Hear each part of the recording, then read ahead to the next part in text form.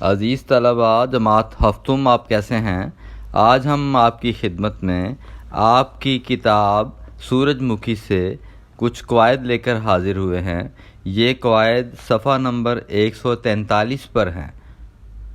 آئیے آغاز کرتے ہیں۔ سب سے پہلے جو قواعد ہیں ان میں ضرب الامثال کے بارے میں بیان کیا جاتا ہے۔ سوال لکھا ہوا ہے کہ جملوں کے سامنے ان سے مناسبت رکھنے والی ضرب الامثال چن کر لکھیے۔ تو اس کے نیچے چند ضرب الامثال دی گئی ہیں جن کے ایک طرف ان کی وضاحت لکھی ہوئی ہے اور اس وضاحت کے اعتبار سے آپ نے ضرب المثل لکھ دینی ہے۔ اس کے آگے جو اوپر دی گئی جو ان سے چند ضرب الامثال لکھی ہوئی ہیں وہ آپ نے نیچے لکھ دینی ہے۔ اب آپ کو ضرب الامثال کے معنی اور مفہوم اگر آتے ہوں گے، اگر مفہوم آتا ہوگا، معنی آتے ہوں گے، تو پھر آپ اس کو بڑے آرام سے لکھ سکتے ہیں۔ مثال کے طور پر یہ میں پہلے پڑھ دیتا ہوں جو یہ لکھی ہوئی ہیں ضرب الامثال۔ بغل میں لڑکا، شہر میں ڈھنڈورا۔ اس کے بعد ہے چراغ تلے اندھیرا۔ اس کے بعد ہے خربوزے کو دیکھ کر خربوزہ رنگ پکڑتا ہے۔ اس کے بعد ہے بخشو بھی بلی، بخشو بھی بلی چوہا لنڈورا ہی سہی۔ چمڑی جائے پر دمڑی نہ جائے، ساجھے کی ہنڈیا چوراہے میں پھوٹتی ہے۔ بلی کو چھیچڑوں کی رکھوالی۔ دودھ کا جلا چھاچھ بھی پھونک کر پیتا ہے۔ مدعی سست گواہ چست۔ اب یہ جو میں نے آپ کو پڑھ کے سنائی ہیں ضرب الامثال، ان کے بارے میں سوال کچھ یوں آتا ہے کہ ان کے باقاعدہ معنی یا مفہوم بیان کر دیا جاتا ہے اور ان کے بارے میں تفصیل سے آگے سے یہ چند الفاظ میں بیان کر دیا جاتا ہے۔ اور اگر آپ نے وہ ضرب الامثال پڑھی ہوئی ہے، اس کے معنی آپ کو آتے ہیں، اس کا مفہوم آپ کو آتا ہے، تو آپ بڑے آرام سے اس کے آگے لکھ دیں گے۔ اب میں آپ کو شروع کرواتا ہوں۔ تو اس میں دیکھیں لکھا ہوا ہے، پہلی ہے ضرب المثل، نہیں بھئی ہم تمہارے لالچ دینے سے متاثر نہیں ہوں گے۔ ٹھیک ہے نا؟ اب یہ پہلا لکھا ہوا ہے۔ اب یہ اوپر آپ کو میں جو بیان کر کے آیا ہوں ساری ضرب الامثال، ان میں سے کون سی اس میں اس مفہوم سے مطابقت رکھتی ہے، مناسبت رکھتی ہے؟ نہیں بھئی نہیں ہم تمہارے لالچ دینے سے متاثر نہیں ہوں گے۔ تو اس کو آپ نے چن کے لکھنا ہے جی، بخشو بھی بلی چوہا لنڈورا ہی سہی۔ بخشو بھی بلی چوہا لنڈورا ہی بھلا۔ تو اب یہ ہے کہ بلی جو سی ہے نا، اس کے بارے میں دیکھنے کے وہ آپ کو پتہ ہے کہ وہ چوہوں کی بڑی شوقین ہوتی ہے، تو وہ چوہوں کو کسی طریقے سے وہ اپنے پاس بلا رہی ہے، فریب میں وہ کسی طریقے سے وہ گرفتار کرنا چاہتی ہے، پھنسانا چاہتی ہے کہ وہ کسی طریقے سے اس کے ہاتھ لگ جائیں۔ لیکن چوہوں کو بھی پتہ ہے کہ یہ ہماری دشمن ہے، یہ ہمیں کھا ہی جائے گی، یہ ہمیں نقصان دے گی۔ تو پھر اس نے نہیں بھئی نہیں، یہ مفہوم لکھا ہوا ہے، نہیں بھئی نہیں ہم تمہارے لالچ دینے سے متاثر نہیں ہوں گے۔ اب یہ چوہے جو ان سے ہیں نا، ان کو پتہ چل گیا کہ بلی ہماری آخرکار دشمن ہی ثابت ہوتی ہے اور ثابت ہوگی، اب ہم آئندہ اس کے جال میں نہیں پھنسیں گے۔ تو اس کے بارے میں جو ضرب المثل آئے گی وہ ہے بخشو بھی بلی کہ ہمیں مطلب بخش دو، معاف کر دو بھئی ہمیں، چوہا لنڈورا ہی بھلا، کہ اب جو چوہا جو ان سے ہے نا، جس کی تم دم جو ان سی ہے وہ تمہارے ہاتھ تو نہیں آیا، لیکن اس کی دم تمہارے ہاتھ آ گئی تھی، تمہارے پنجے میں آ گئی تھی، لیکن وہ تمہارے پنجے سے نکلنے میں سرخرو ہو گیا، کامیاب ہو گیا۔ تو اب وہ لنڈورا ہے، بغیر دم کے ہی بھاگا پھر رہا ہے۔ اب وہ کہہ رہی ہے کہ ہمیں معاف، وہ کہہ رہے ہیں بخشو بھی، ہمیں معاف ہی کرو بھی بلی، اب ہم تمہارے جانچے میں نہیں آئیں گے، اس لیے ہم ایک چوہے کی تو دم کٹوا بیٹھے ہیں، اب ہمیں معلوم ہو گیا ہے کہ تمہاری نیت خراب ہے۔ تو یہ ہے وہ مفہوم جو کہ آپ کو میں نے تفصیل سے بتا دیا ہے کہ نہیں بھئی ہم تمہارے لالچ دینے سے متاثر نہیں ہوں گے۔ تو یہ پہلی ضرب المثل کو میں نے آپ کو مثال کے طور پر بیان کر دیا ہے، آپ نے چن کے وہاں پہ لکھ دینی ہے۔ اب اگلا میں آپ کو بتا دیتا ہوں کہ تم نے پورے گھر میں ڈھونڈا اور گھڑی تمہارے کمرے سے ہی ملی۔ تو کسی کی کچھ شے گم جاتی ہے نا جب، تو وہ ڈھونڈتا رہتا ہے، ڈھنڈورا مچاتا ہے، شور مچاتا ہے کہ ایک دم سے وہ کہہ لیں کہ وہ پریشان ہو جاتا ہے کہ میری چیز میں یہاں تو رکھی تھی۔ مثال کے طور پر آپ طالب علم ہیں، آپ نے اپنی کوئی چیز، آپ کی مثال اردو کی کتاب ہی آپ کی گم گئی ہے، آپ ڈھونڈتے پھر رہے ہیں اور سارے گھر کو جو ہے نا آپ نے پریشان کر رکھا ہے، بھئی میری یہاں کتاب پڑی ہوئی تھی، پتہ نہیں کہاں گئی ہے، میں نے اردو کے پیپر کی تیاری کرنی تھی، معلوم نہیں کہاں ہوگی، لیکن وہ ہوتی ہے آپ کے آس پاس ہی ہے، لیکن آپ نے سارے کا سارا جو ہے نا گھر وہ سر پہ اٹھایا ہوتا ہے، ٹھیک ہے نا۔ تو اس کے بارے میں یہ جب مفہوم ہے، اس سے مطابقت رکھتا ہے، اس سے مناسبت رکھتا ہے، تو اس میں سے چن کے آپ یہ لکھ سکتے ہیں کہ بغل میں لڑکا شہر میں ڈھنڈورا۔ تو مراد یہ ہے کہ چیز تو آپ کے آس پاس بھی پڑی ہے، آپ ڈھنڈورا مچایا ہوا، آپ نے شور مچا رکھا ہے کہ میری شے کہاں گئی ہے، میری کتاب کہاں گم ہو گئی ہے، تو یہ اس موقع پر بولا جاتا ہے، ٹھیک ہے جی۔ نمبر تین ہے ابا جان ڈاکٹر ہیں اور ان کے بچوں کا وقت پر علاج نہیں ہوتا۔ اب دیکھیں، یعنی آپ سوچیں ذرا، اوپر والے جو سی ہیں، کچھ تو ضرب المثال آپ کو میں نے پہلے بتا رکھی ہیں نا، تو اس کا صحیح استعمال کیا ہوگا، مناسبت کس سے یہ تعلق رکھتا ہے؟ ہاں بالکل ٹھیک، آپ نے ٹھیک اس کا اشارہ کیا ہے، جواب دے دیا آپ نے، بالکل چراغ تلے اندھیرا اس کا جواب ہے، بالکل ٹھیک ہے۔ تو یہ چراغ تلے اندھیرا، ٹھیک ہے نا۔ تو ابا جان ڈاکٹر ہیں اور ان کے اپنے بچوں کا وقت پر علاج نہیں ہو پاتا، تو یہ ہے اس سے مناسبت رکھنے والی جو ضرب المثل ہے، وہ ہے چراغ تلے اندھیرا۔ اس کے بعد آگے چلتے ہیں، خرچہ ہونے کے ڈر سے وہ امیر آدمی ڈاکٹر کے پاس نہیں جاتا۔ اب اس کے بارے میں آپ کو میں کیا بیان کروں، آپ کو تو سمجھ ہے اس بات کی، آپ کو پتہ ہے کہ کسی کا خرچہ ہو گیا ہے، اگر بہت زیادہ خرچہ ہو گیا تو وہ اس کو پھر یہ ہوتا ہے کہ بھئی یعنی کنجوس ہے نا وہ بہت زیادہ، تو وہ کہتا ہے کہ بھئی میں نے اتنے پیسے لگا دیے ہیں، میری صحت پر اتنی رقم لگ گئی ہے، آرام تو مجھے آ گیا، لیکن یہ ہے کہ میں آئندہ میری توبہ، میں تو نہیں ڈاکٹر کے پاس آؤں گا اور میں اپنا علاج ہی نہیں کرواؤں گا۔ تو اس کے بارے میں خرچہ ہونے کے ڈر سے وہ امیر آدمی ڈاکٹر کے پاس نہیں جاتا، تو اس کی جو ضرب المثل ہے وہ چن کے آپ کیا لکھیں گے؟ ہاں سمجھ آ گئی آپ کو؟ اس میں آپ نے لکھنا ہے چمڑی جائے پر دمڑی نہ جائے۔ چمڑی کسے کہتے ہیں؟ سکن کو، جلد کو، جسم کی جلد کو، تو دمڑی جو سی ہے وہ پیسہ، دمڑی، پہلے آپ کو پتہ ہے نا یہ دمڑی پیسہ، آنا، ٹکا، اس طرح کی کرنسی چلا کرتی تھی، اب تو یہ ختم ہو گئی چیز، مطلب یہ کرنسی کے استعمال ہی ختم ہو گیا، تو دمڑی نہ جائے، چمڑی جائے پر دمڑی نہ جائے، مراد ہے کہ جو مرضی ہو جائے میں نے ایک ٹیڈی پیسہ نہیں خرچ کرنا، یعنی ذرا سی بھی رقم میں نے نہیں لگانی، جو ہوتا ہے ہو جائے، میں مر جاؤں گا لیکن یہ ہے کہ میں ڈاکٹر کے پاس نہیں جاؤں گا، کیونکہ ڈاکٹر کے پاس جانے سے بہت زیادہ خرچہ ہو جائے۔ مراد یہ ہے کہ وہ اپنے پیسے کی جو سی ہے نا اس کو بڑی فکر ہے، اپنی صحت کی فکر نہیں ہے۔ اچھا جی، اس کے بعد کیا ہے؟ نمبر 5 ہے کہ کاروبار میں تھوڑے عرصے بعد ہی حصہ داروں کی لڑائی ہو گئی۔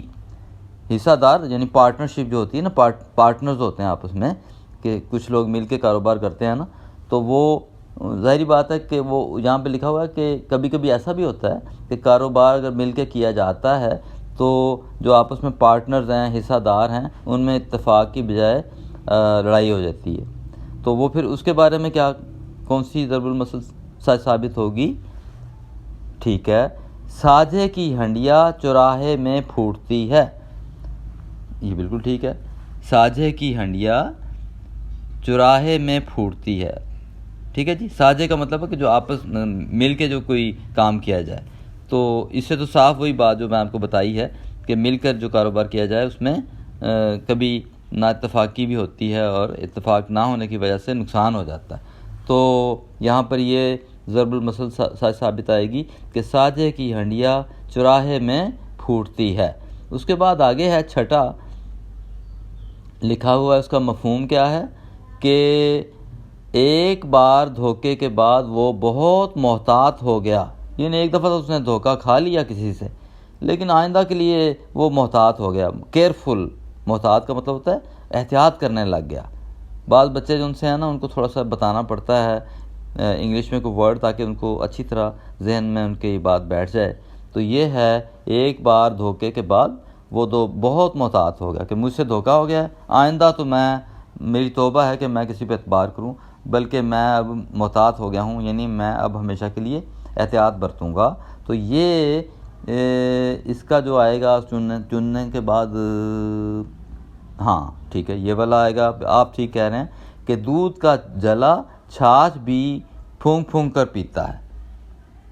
دودھ کا جلا یعنی جس کو ایک دفعہ نقصان پہنچ جائے نا، کسی کے ساتھ دھوکہ ہو جائے، تو وہ چھاچھ کو بھی پھونک پھونک کر پیتا ہے۔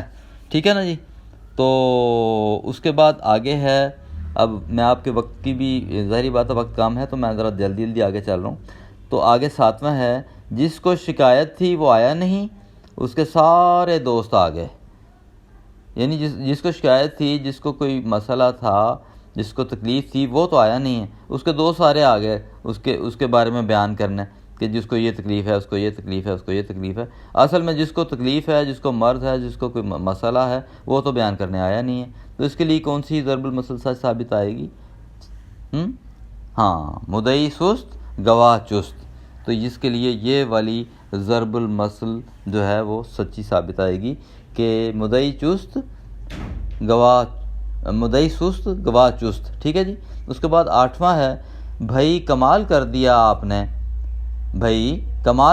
آپ نے، ندیم کو ہی چاکلیٹ سنبھال کر رکھنے کو دے دیں۔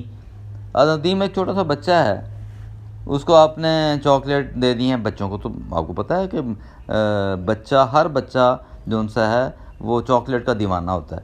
تو یہاں پہ اب اس نے مفہوم بیان کیا ہے کہ آپ نے کمال کر دیا کہ ندیم کو ہی چاکلیٹ سنبھال کر رکھنے کے لیے دے دیں، یعنی ندیم اس کی کیا رکھوالی کرے گا، کیا اس کو سنبھالے گا، جبکہ اس کو چاکلیٹ ہی بڑی پسند ہے۔ تو آپ نے اس کو دے تو دی ہیں، اور یہ کیسے ممکن ہے کہ وہ سنبھال کے رکھے؟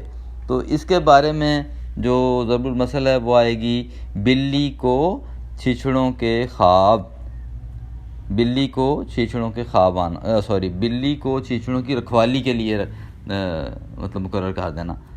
اب بلی جو آپ کو پتہ ہے کہ وہ آپ نے دیکھا ہوگا قصاب کی دکان پہ جو کسائی ہوتے ہیں نا، وہاں پہ بلیاں بہت پھر رہی ہوتی ہیں، جو چھچڑے ہوتے ہیں نا وہ پھر کسائی پھینک دیتے ہیں، کیونکہ وہ کسی کام کے نہیں ہوتے، وہ وہاں پہ بلیاں جو سی ہیں نا ان چھچڑوں کو کھا لیتی ہیں۔ تو یہ کیسے ممکن ہے کہ اب یہ دیکھیں اس کا مفہوم جو ہے نا کہ بھائی کمال کر دیا آپ نے، ندیم کو ہی چاکلیٹ سنبھال کر رکھنے کو دے دیں۔ تو اسی طرح اسی بات پہ یہ بات سچ ثابت ہوتی ہے کہ بلی کو چھیچڑوں کی رکھوالی کے لیے بٹھا دیا ہے کہ جو ان سے ہے نا وہ اس کی حفاظت کرے گی، یہ ممکن ہی نہیں ہے۔ ٹھیک ہے جی۔ اس کے بعد نمبر 9 جو نواں ہے جملہ، اس کا مفہوم ہے، بروں کی صحبت میں بیٹھنے سے طارق کی عادتیں خراب ہو گئیں۔ تو اس میں ایک آپ کو پتہ ہے، بزرگ بھی یہ کہتے ہیں اور ہم سب یہ جانتے ہیں کہ اچھے لوگوں کے ساتھ بیٹھنے سے ہمیں نیکی سیکھنے کو ملتی ہے، اچھی باتیں سیکھنے کو ملتی ہیں۔ اگر خدا نخواستہ ہم برے لوگوں کی صحبت میں مجلس میں بیٹھیں گے تو ہماری عادتیں بگڑ جائیں گی، ہماری عادتیں خراب ہو جائیں گی۔ تو اس کے بارے میں جو آپ کے خیال میں ضرب المثل کون سی سچی ثابت ہوگی؟ ہاں جی ٹھیک ہے، خربوزے کو دیکھ کر خربوزہ رنگ پکڑتا ہے، یہ اس کی ضرب المثل ہوگی، جس کا مفہوم یہ لکھا ہوا ہے کہ بروں کی صحبت میں بیٹھنے سے طارق کی عادتیں خراب ہو گئیں۔ تو یہ دیکھ لیں، آپ کے سامنے میں نے یہ ساری چیزیں بیان کر دی ہیں۔ اب آپ کا یہ کام ہے کہ اس کو اچھے سے یاد کریں۔ اب اس کے بعد نیچے آپ دیکھ لیں ایک چھوٹا سا یہ کالم دیا ہوا ہے، اس میں 4 ضرب الامثال ہیں جو آپ کے سامنے ہیں۔ تالی ایک ہاتھ سے نہیں بجتی۔ اب انہوں نے کہا ہے کہ اس کے بارے میں ہم اس کا معنی بھی لکھیں، اس کے جملے بھی لکھیں۔ ٹھیک ہے، تالی ایک ہاتھ سے نہیں بجتی، اس کا معنی ہے کہ قصوروار یا خطا کار دونوں فریق ہوتے ہیں، خطا کار دونوں فریق ہوتے ہیں. یہ دونوں سائڈ جو ان سے ہیں نا، دونوں فریق یعنی دونوں اطراف، دونوں طرف کے لوگ جو ان سے ہیں نا، دونوں خطا کار ہوتے ہیں. تالی ایک ہاتھ سے نہیں بجتی، یعنی دونوں طرف کچھ نہ کچھ قصوروار ہوتے ضرور ہیں. ٹھیک ہے جی. اس کے بعد آگے ہے کہ اس کا جملہ ہے کہ ندیم فرید کی شکایت لگا رہا تھا.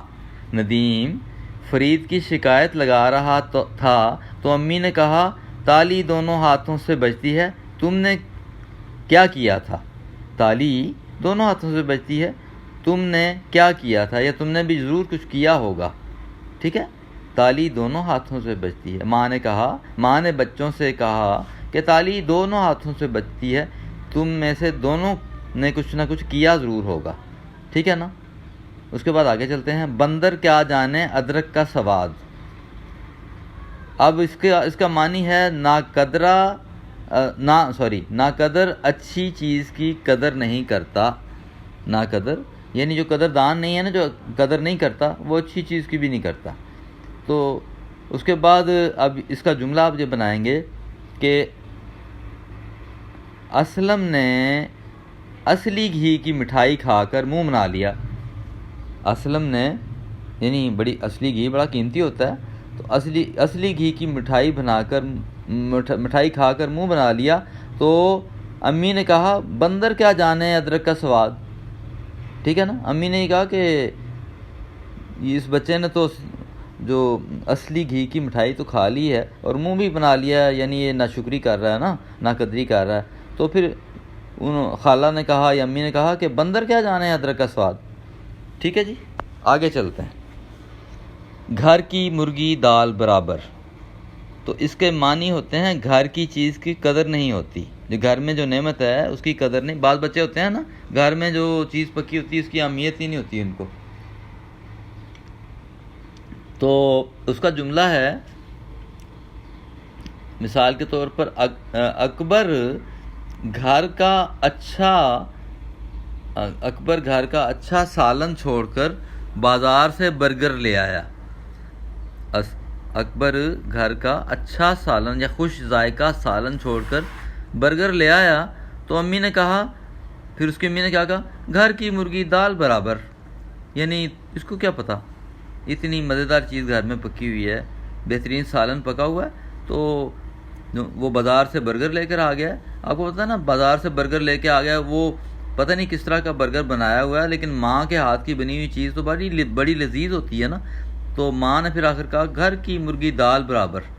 ٹھیک ہے نا. تو آگے چلتے ہیں کہ ڈوبتے کو تنکے کا سہارا. اس کا مطلب ہے مصیبت زدہ ذرا سا سہارا غنیمت جانتا ہے، یعنی کافی سمجھتا ہے. غنیمت جانتا ہے یعنی بہت کافی سمجھتا ہے. تو اس کے بارے میں جملہ آپ یہ بنا سکتے ہیں کہ اگر بھوکے کو سوکھی روٹی ہی مل جائے، تو اس کے لیے یہ ڈوبتے کو تنکے کا سہارا ثابت ہوگی.